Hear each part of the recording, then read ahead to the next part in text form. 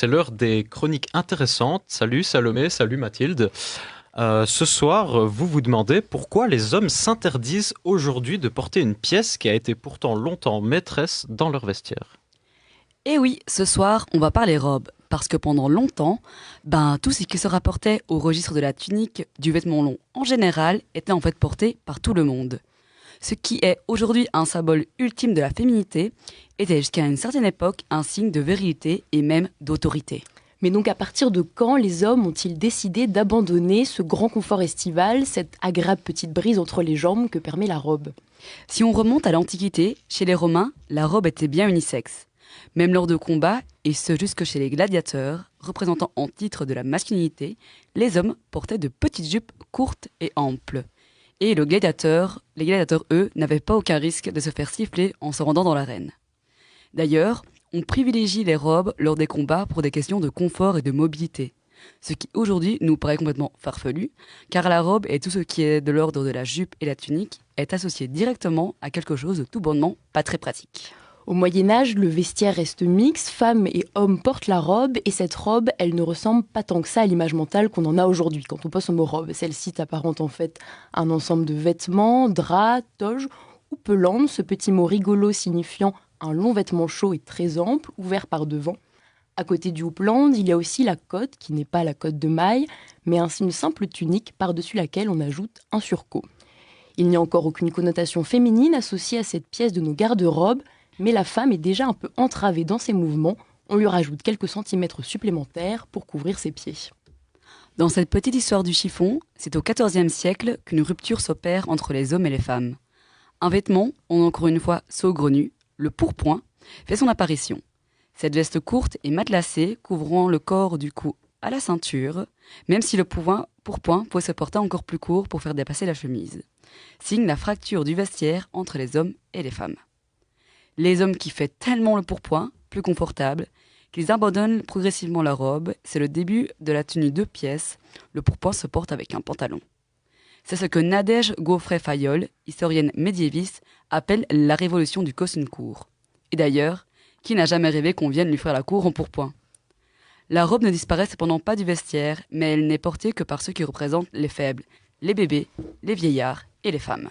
Pourtant, elle reste un synonyme de dignité, voire un signe d'autorité dans de nombreux métiers, les métiers de robe, donc le clergé, les avocats, les juges. Donc la robe restait ici un truc de gens puissants et stylés. Malgré tout, cette distinction vestimentaire va devenir une norme de genre, une norme qui est tellement engluée dans les esprits, elle est devenue un argument de discrimination pour tout homme qui tenterait de se réapproprier cette ancienne pièce de leur vestiaire. Porter une robe devient alors une injonction à la féminité, mais les femmes veulent aussi pouvoir choisir de porter autre chose que des chiffons longs. Les années 60 signent une autre révolution vestimentaire, celle du pantalon, même si pas si révolutionnaire que ça, pour que les hommes puissent justement retourner aux robes, aux jupes, aux cots et aux surcots, et tuniques en tout genre. Merci à vous deux. On accueille à présent en studio notre duo de chroniqueuses insolites, Mathilde et Garance. Bonsoir les filles. Coucou. Bonsoir. Alors aujourd'hui, sujet étonnant, vous allez nous parler des pieds. Et oui Guillaume, des panards pédicurés, pas toujours, poilus, tordus, palmés, malodorants parfois, visibles en Birkenstock ou provocateurs en ballerine. Et face à tous ces pieds, 2 écoles, ceux qui les détestent et ceux qui les aiment.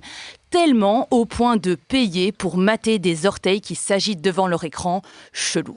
Ouais, sujet de discorde donc, on s'accordera pour dire qu'il y a un véritable clivage autour de nos pieds.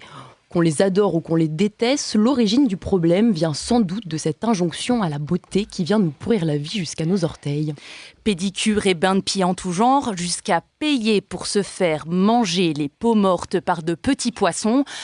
Tu vois Guillaume, ces aquariums dégueulasses en vacances, véritables bouillons de culture, nid à bactéries appelés fiches pédicure, 40 balles pour choper des mycoses, le top. Mais revenons au clivage. Pour le comprendre, il faut comme toujours remonter à Jésus. Jésus les pieds percés, Jésus qui s'est fait laver les pieds par Marie-Madeleine, qui les a ensuite essuyés et séchés méticuleusement à l'aide de ses cheveux. On sent déjà qu'il se passe quelque chose autour de nos yep. Un délire qui sera repris par les papes. Léon III introduit le baisement des pieds, on est à la fin du 8e siècle.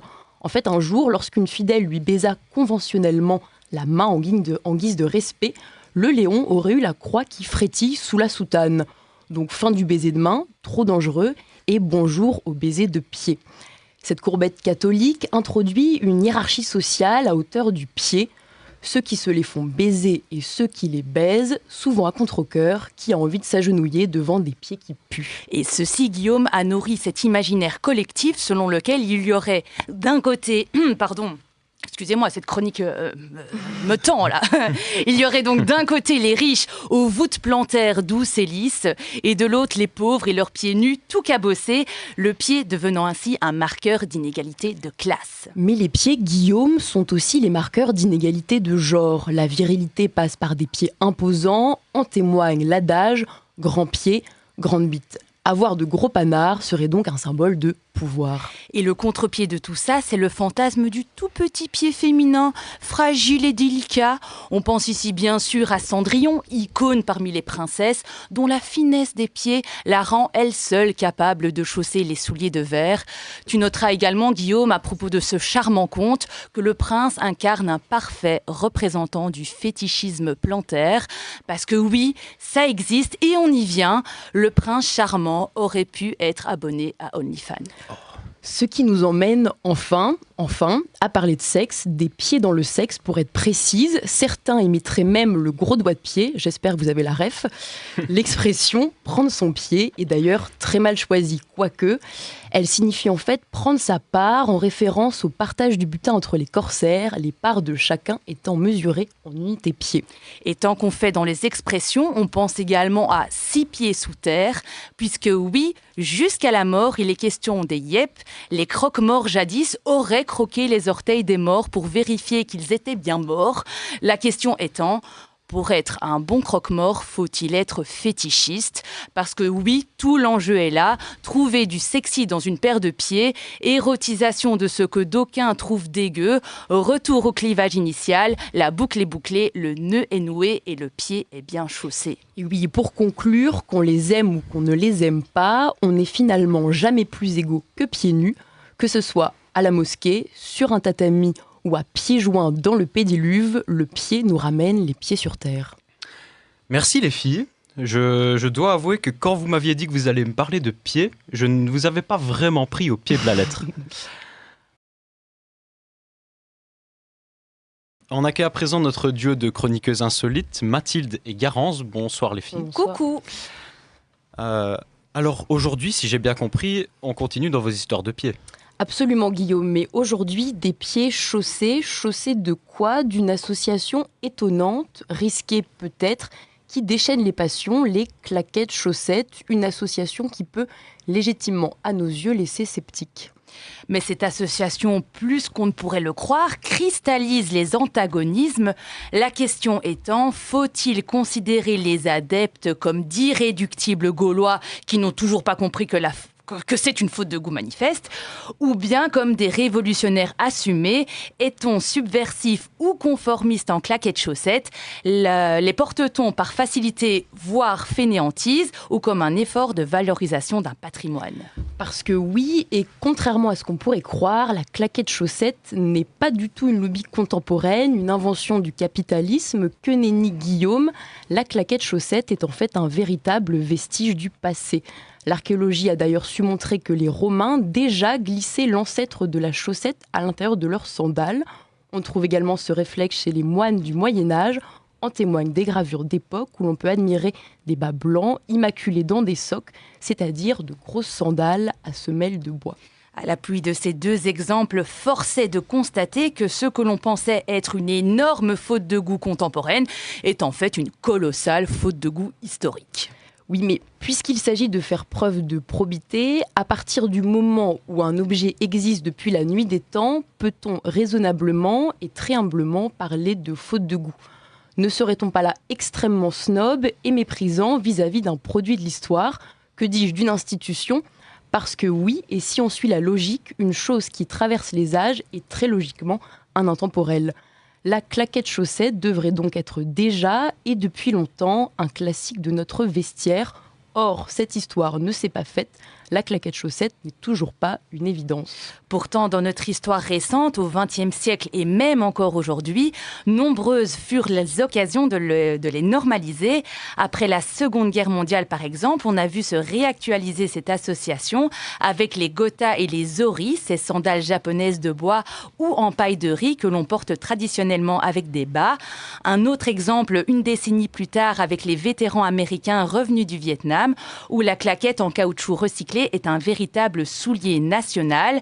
Expansion progressive donc de la claquette chaussette jusqu'au pied des icônes de foot et du basket qui la portent à la sortie du terrain comme une seconde peau. Doit-on pour autant considérer ces sportifs comme les dignes héritiers des moines et de leurs socs ? On laisse la question en suspens. Mais du coup, parce qu'elle semble avoir été de tout temps et en tout lieu populaire, à partir de quand y a-t-il eu clivage ? Quand est-ce que les claquettes chaussettes, sont-elles devenues un vrai sujet ? Si on peut modestement dater le début de leur déclin au moment où les touristes hollandais et germaniques ont commencé à se pavaner, ventripotent, claquettes aux pieds et la chope à la main, personne ne sait par quel tour de passe-passe ce look devenu ringard a acquis la noblesse jusqu'à se retrouver sur les podiums de l'industrie du luxe. Mais s'il y a bien une chose sur laquelle on peut s'accorder, c'est qu'il existe quand même, une compétence, que dis-je, une maîtrise indéniable dans l'art de la claquette chaussette, celle de parvenir à la fin de la journée à exhiber des chaussettes immaculées, quasi propres. Je veux dire, Guillaume, il faut bien se rendre compte de la dextérité, du prodige de parvenir à fouler le pavé de la batte sans jamais salir ses chaussettes. Autre preuve que ceux qu'on moque et qu'on méprise ont des raisons d'arborer fièrement ce doux patrimoine. Ils s'inscrivent ainsi dans la marche de l'histoire. Merci les filles. Et on accueille à présent notre duo de chroniqueuses insolites. Vous les connaissez bien, Mathilde et Garance. Bonsoir. Les filles. Coucou. Alors, aujourd'hui, vous nous parlez du bidet. Vous abandonnez donc votre délire sur les pieds ? Eh bien, écoute Guillaume, pas vraiment, puisqu'il existe un lien, certes ténu, entre pied et bidet, puisque pour une partie du commun des mortels, le bidet est une baignoire pour pieds. J'ajouterais même, personnellement, que, étant enfant, j'associais le bidet à une baignoire pour bébé. Cela dit, ces multiples contresens qui peuvent relever d'une naïveté infantile perdurent à l'âge adulte. Tout le monde s'est déjà retrouvé penaud face à un bidet. Cette rencontre, parfois fortuite, permet au moins de faire cette expérience très philosophique de l'étonnement. Face au bidet, on se retrouve comme Socrate, conscient de notre ignorance. Parce que oui, ce petit robinet à hauteur de nain reste obscur pour une partie de la population pour qui le bidet n'existe pas. Pourtant, moi, française, je devrais la première savoir que cet objet, puisqu'il s'agit d'une invention bien de chez moi du XVIIIe siècle. Donc, petit mot d'être du bidet, imaginez un vrai meuble en bois ou en porcelaine à l'origine, moulé selon la forme du bassin qui se chevauche. Et là, deux écoles possibles suivant le besoin, l'école dorsale et l'école frontale que l'histoire a effacées. Or, pour penser le bidet, on se réfugie trop facilement du côté du rectum, alors qu'il est beaucoup plus intéressant à penser frontalement, c'est-à-dire du côté du sexe, la mémoire puritaine ayant mis sous cloche son utilisation originelle, la propreté de l'entrejambe après la chair. Parce que, et rappelons-le, le XVIIIe siècle, c'est le siècle du libertinage. Le bidet, c'est une affaire de chambre à coucher, mais aussi de maison close. Et ce qui est intéressant, Guillaume, dans cette histoire, c'est que ce truc de bordel, c'est en fait un objet tout à fait démocratique, que l'on retrouve même chez les aristos. Il se part alors d'ornements tout genre, de dorures et de blasons, jusqu'à devenir rococo. Et là, pardon Guillaume, mais j'insiste, ce truc fondamentalement trivial, cet objet de l'intimité la plus profonde, où l'on se retrouve de soi à soi, devient avec les riches quasi un objet de décoration. Et c'est ça, Guillaume, qui est formidable, cette étonnante, quasi touchante superficialité des nantis qui consiste à rendre beau un objet qui n'a pas vocation à s'exhiber. Chez les nobles, on aurait honte de se laver l'entrecuisse avec un bidet moche. C'est vraiment touchant. Et donc, on y revient, le classisme s'opère jusque dans l'intimité. Pourtant, progressivement, le bidet s'est épuré jusqu'à devenir d'un blanc triste, d'hôpital, plan-plan. Il a perdu son caractère baroque et c'est peut-être d'ailleurs pour ça que nous, Français, nous l'avons abandonné. Pourtant, pour la moitié de la population mondiale, le bidet a tout son sens et n'a plus rien à prouver. En Italie, en Espagne, au Maroc, jusqu'en Amérique latine et surtout au Japon, où ils ont quand même le bidet du futur. Le bidet est une véritable institution, un passage obligatoire, ce qui nous ramène à notre point de départ, le bidet est un truc d'initié. Bah oui, parce que pour le comprendre, il faut le vivre, oser chevaucher l'engin. Adada sur mon bidet, dit la chanson.